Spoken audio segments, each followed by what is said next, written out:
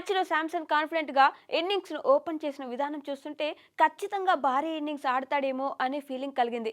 పైగా చెన్నై స్టేడియంలో సంజుకి బిగ్ సపోర్ట్ లభించడంతో మినిమం హాఫ్ సెంచరీ ఖాయమనుకున్నారు.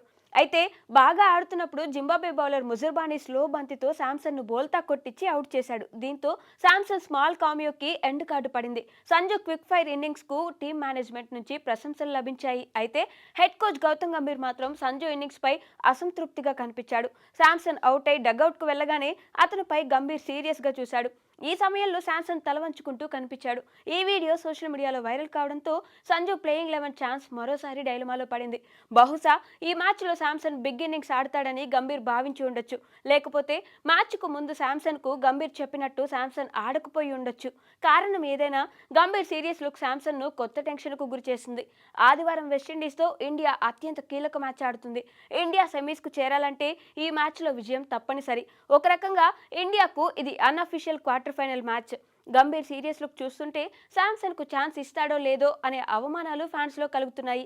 ఈ మ్యాచ్ కు ముందు శాంసన్ కు గ్రాండ్ వెల్కమ్ లభించడం గమనించదగిన విషయం. అంతేకాదు ఈ మ్యాచ్ లో అందరికంటే ఎక్కువగా శాంసన్ ను సపోర్ట్ చేయడానికి ఫ్యాన్స్ రావడం విశేషం.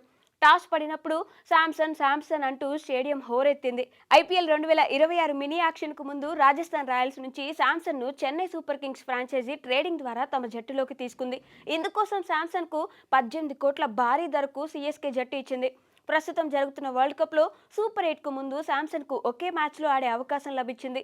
లీగ్ స్టేజ్ లో నమీబియాతో జరిగిన మ్యాచ్ లో ఇషాన్ కిషన్ తో శాంసన్ ఓపెనింగ్ కి దిగాడు.